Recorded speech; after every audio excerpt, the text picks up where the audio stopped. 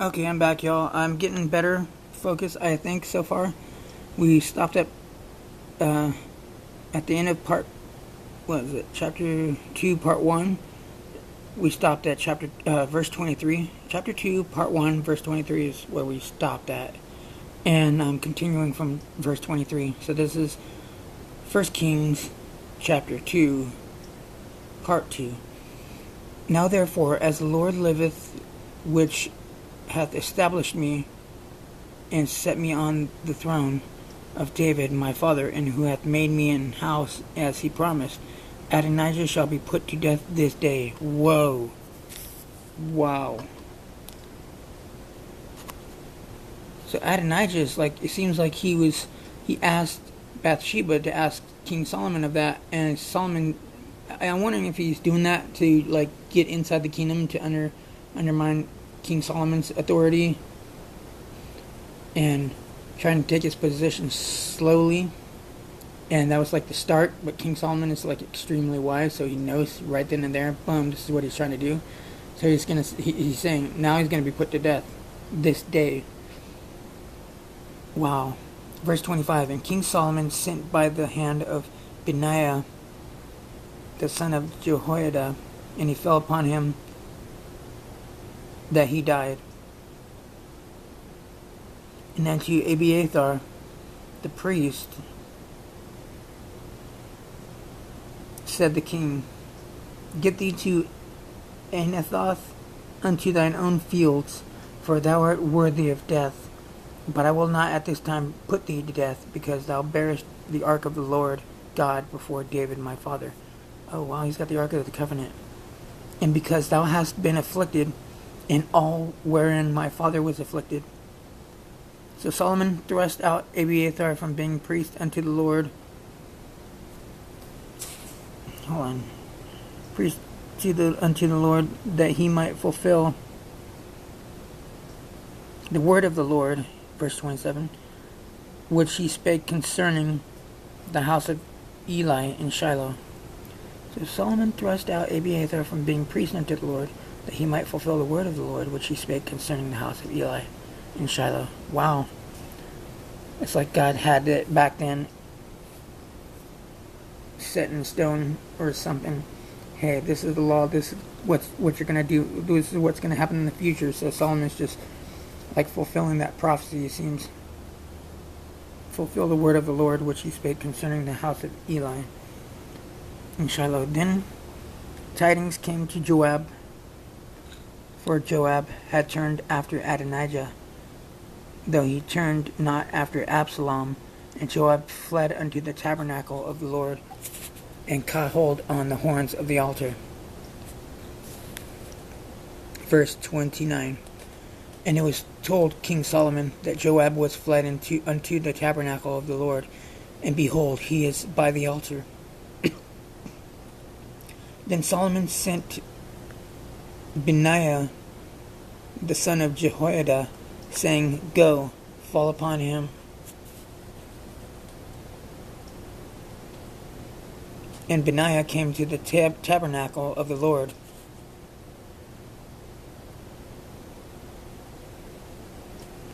Benaiah came to the tabernacle of the Lord, and said unto him, thus saith the king, come forth. And he said, nay, but I will die here. And Benaiah brought the king word again, saying, thus said Joab, and thus he answered me. And the king said unto him, do as he hath said, and fall upon him, and bury him, that thou mayest take away the innocent blood which Joab shed from me and from the house of my father. Wow. I'm wondering if there's a story about this earlier, like in 1st or 2nd Samuel. And the Lord shall return his blood upon his own head, who fell upon 2 men more righteous and better than he, and slew them with the sword.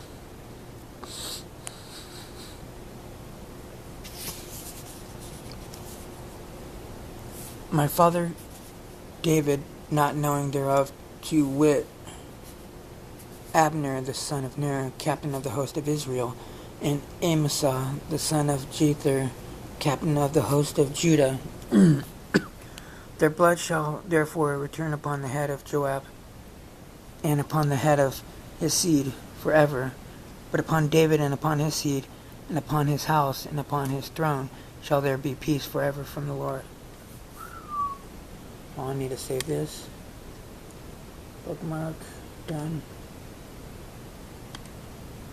I'm not using this thing, so I'm going to shut it off.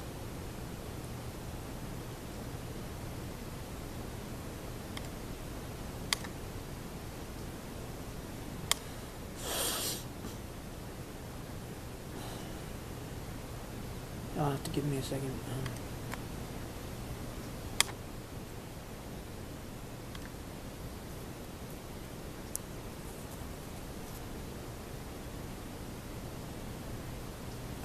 Okay.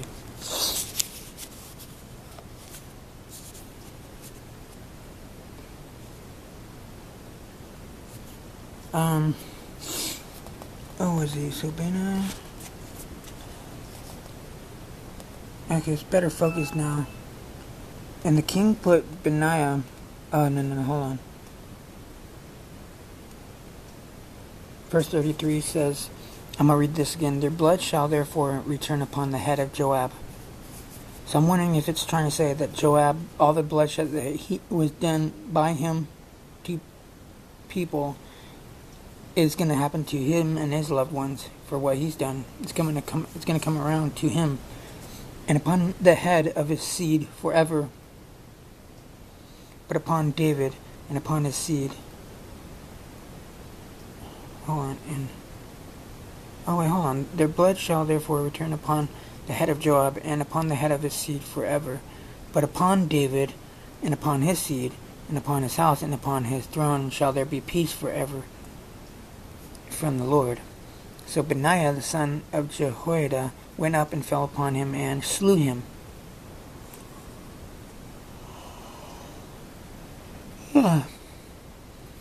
Tired.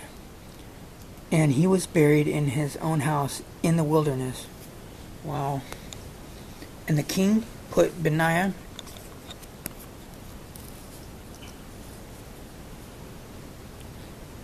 the son of Jehoiada in his room over the host. And Zadok the priest did the king put in the room of Abiathar. The king sent and called for Shimei, and said unto him, Build thee an house in Jerusalem, and dwell there. Build thee an house in Jerusalem, and dwell there, and go not forth thence any whither. So basically, stay there and don't go anywhere, is what I'm thinking. For it shall be that on the day thou goest out, and passest over the brook Kidron, thou shalt know for certain that thou shalt surely die. I'd like to know what would happen, for it shall be on that day thou goest out. If he goes out of there and pass over the brook Kidron, he's going to know he's going to die for certain. Are people waiting there for him? Is God going to give him some sort of vision or something? I want to know why he said that. Thy blood shall be upon thine own head.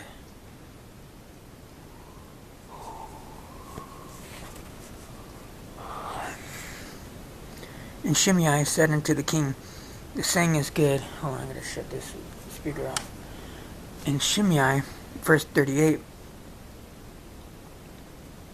said unto the king, The saying is good, as my lord the king hath said, so will thy servant do.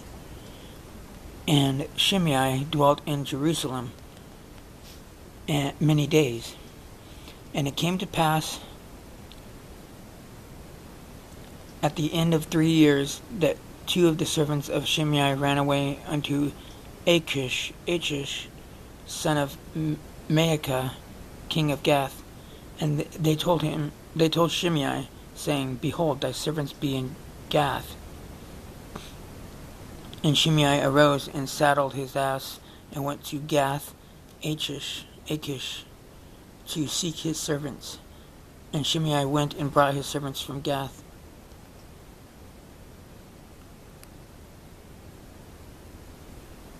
Okay. And it was told Solomon that Shimei had gone from Jerusalem to Gath and was come again.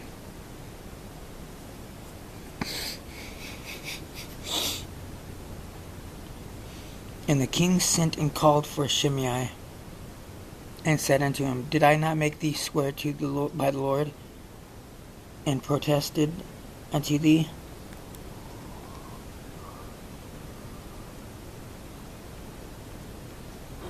Hold on, y'all. I gotta stretch. I'm going tired for some weird reason.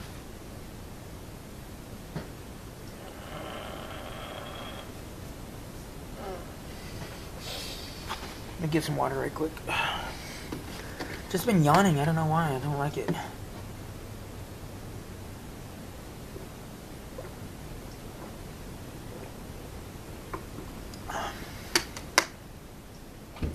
Okay. Excuse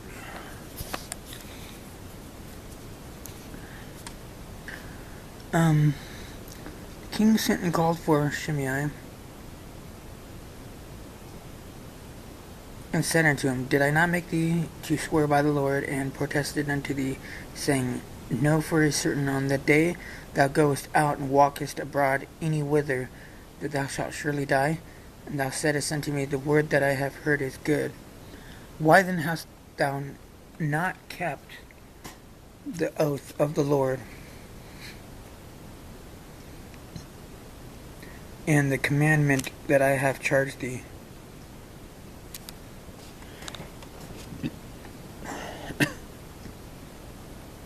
And the commandment that I have charged thee with.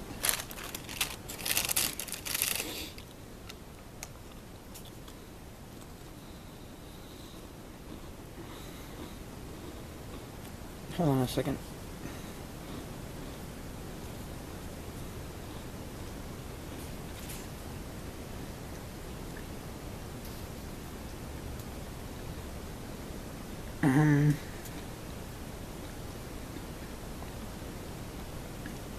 The king said moreover to Shimei, Thou knowest all the wickedness which thine heart is privy to, that thou didst to David my father. Therefore the Lord shall return thy wickedness upon thine own head.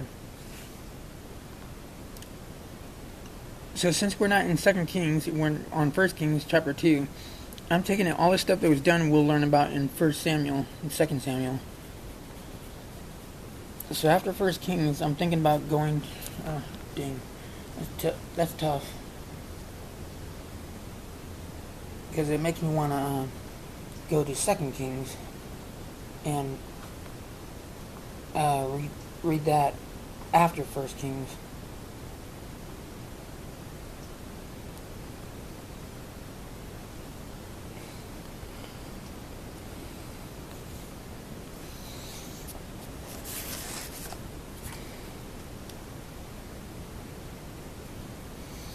Okay, so right there, boom. And King Solomon shall be blessed, and the throne of David shall be established before the Lord forever.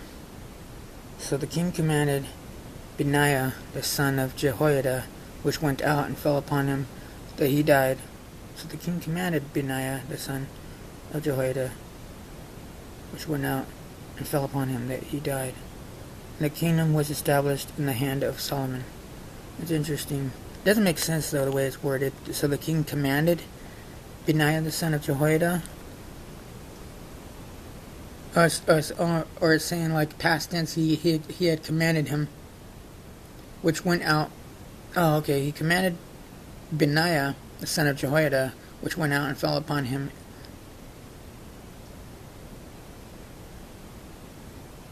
that he died. Commanded Benaiah the son of Jehoiada, which went out and fell upon him, that he died. Okay, I'm guessing Benaiah killed his dad, Jehoiada. Let me see that. Let me check something out. Let me Google.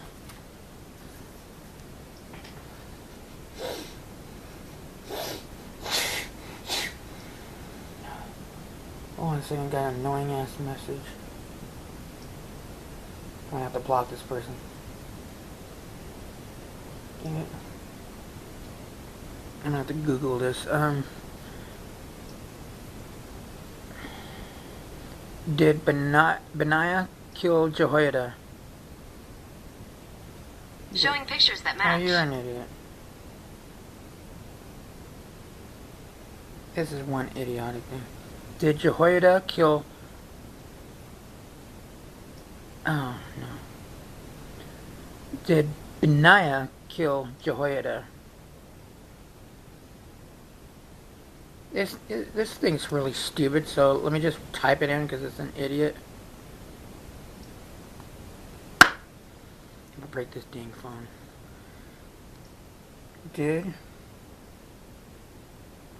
Did Benaiah, the son of Jehoiada, kill Jehoiada?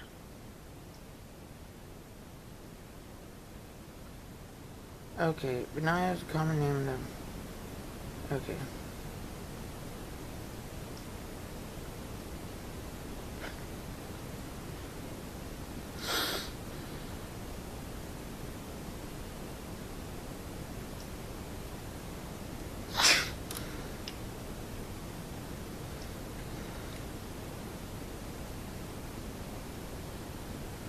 Okay.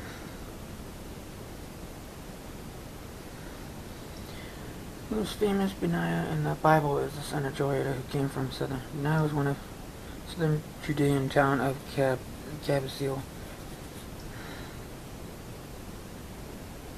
know what, let me see. Who killed Jehoiada is what I'm going to ask. Who killed Jehoiada?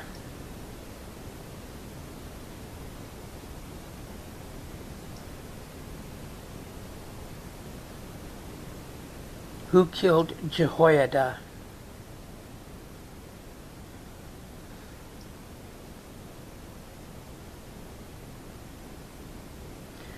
Okay.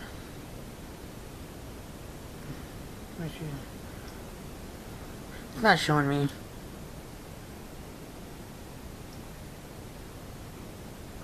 Okay, Jehoiada.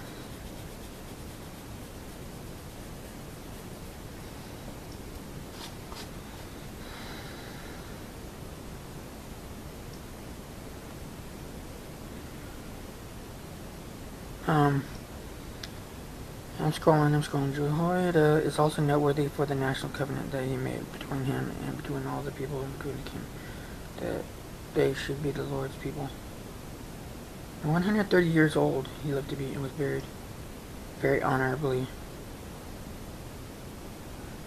So I'm trying to figure out what the heck. So the king commanded Benaiah, son of Jehoiada, which went out and fell upon him, that he died. And okay, let's go to this verse before in verse 45. And King Solomon shall be blessed, and the throne of David shall be established before the Lord forever. So King sent and called for Shimei. Okay, I guess since they're talking about Shimei, I'm wondering if Jehoiada killed Shimei. Let me see. Let me check that one out. Hold on, I gotta get the dang charger.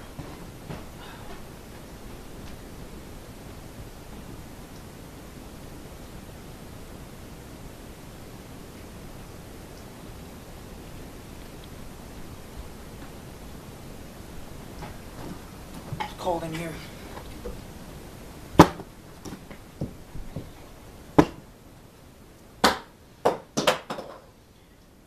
Piece of crap's making me angry.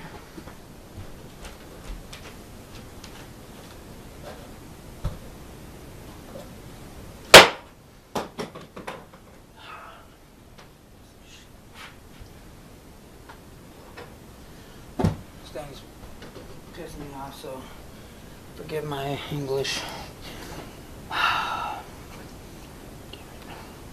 The hell of it. I'm going to have to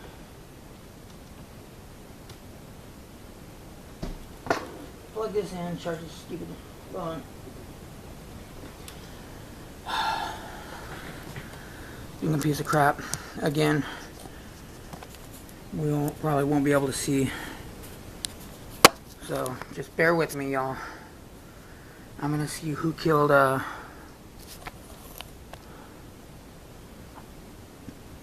Shimei, is it?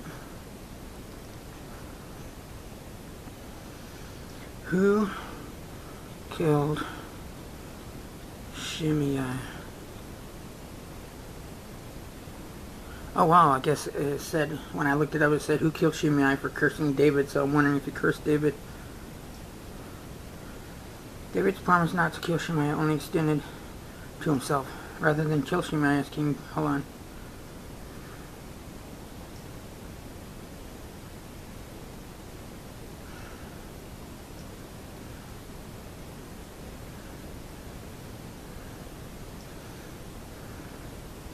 Okay.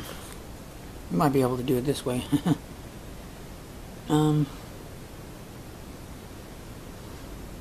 I hate these stupid electronics. They're so freaking slow. Other people, okay. David specifically told, okay. The other people that David left to Solomon to deal with are also notable because it is clear that Solomon did not exactly do what David asked. In 1 Kings 2, verse 9, David specifically told Solomon to bring Shimei's head down to the grave in blood, but Solomon allows him to live another 3 years. 1 Kings chapter 2, verse 36 through 46. 1 Kings chapter 2, verse 36 through 46 relates the account of how Solomon dealt with Shimei. The following quotes relates King David's instructions. King David mentioned on his deathbed that he wanted Solomon to execute Shimei, the man that cursed David. King David mentions that Shimei cursed me with a grievous curse. In all probability, this means that Shimei was practicing witchcraft while he hurled insults at David. Therefore, David dubs it a grievous curse. For one reason or another, David did not put Shimei to death. Certainly, the subject came up because David's troops wanted to kill him right then. However, David assured Shimei that he would not execute him. However, when he turns the kingdom over to Solomon, that is what he requests. Evidently, David's promise not to kill Shimei only extended to himself. Rather than kill Shimei, as King David instructed, Solomon placed Shimei on house arrest.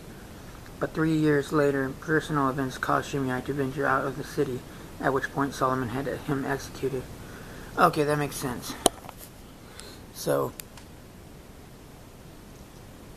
the king commanded Benaiah the son of Jehoiada, which went out and fell upon him that he died, to Shimei. He killed Shimei, I'm assuming.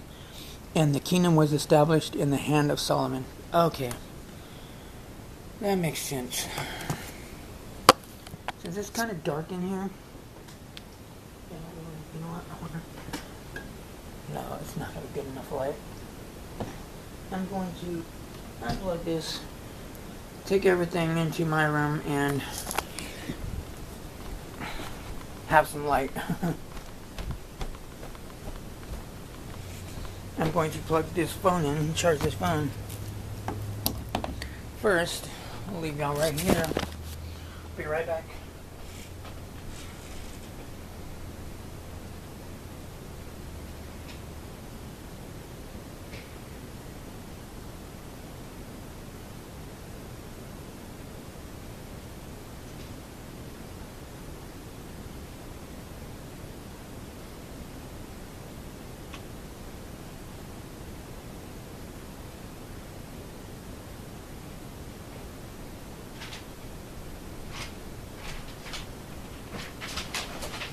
So,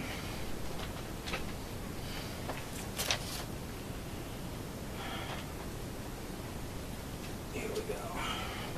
Put that there, put this there, put it there, and hope to God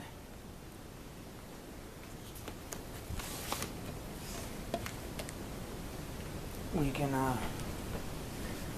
get enough light.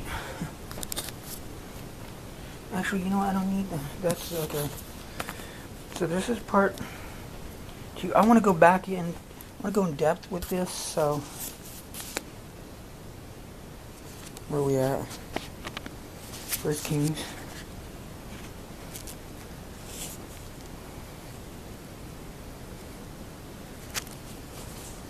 Chapter 2. So we're going to go back to back to earlier verses in chapter 2. Here we go. Oh, good light. It's still snowing.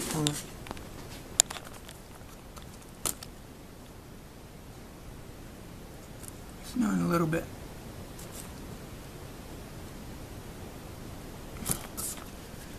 So back to verse 1. Now the days of David drew nigh, that he should die. Because if you remember in the New Testament, it said, I think it's in the New Testament, it's appointed unto man once to die. So first death should always happen. It's almost as if it's saying he drew nigh, that he should die. And he charged Solomon his son, saying, I go the way of all the earth. Which is pretty interesting. The wording, I always pay attention to the wording in the Holy Bible, because it's very interesting on how it's worded. I go the way of all the earth. But notice Jesus said he is the way, the truth, and life. So I'm wondering if the way, I go the way of Jesus, of all the earth. The way Jesus has created the world and the earth, where we gotta go to be with the Lord. He's going that way of all the earth. It's like the way of all the earth right there. Hold on. The way of all the earth could mean, let me think.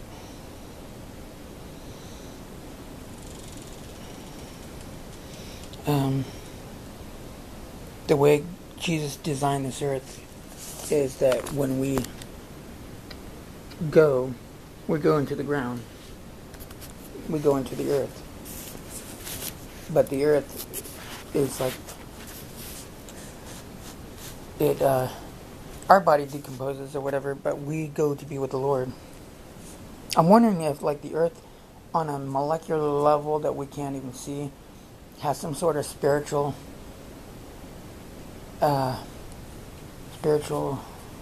material to it, that when you die, it sends you straight up to heaven, like the way God designed it. I wonder if He's designed it that when you die, something in the earth sends your being up to heaven. Because it says, I go the way of all the earth, and the way is Jesus Christ. I'm wondering if it's saying that. Be thou strong, therefore, and shew thyself a man. Okay, this is going to be part, what is it? I know what part this is going to be. I'm going to find out in the title. I got 28 minutes going. It's like 2 minutes left. So I'm going to go and make the other part. So I'll see y'all in the next video. Subscribe, comment, like this video, share this. I'm going back over chapter 2 in a little bit more in-depthness, because I kind of just went through it. And I want to do a Bible study, so it's like a holy Bible study. So I want to go into more detail. So I'll see y'all in the next video. Peace out. Love y'all. Subscribe.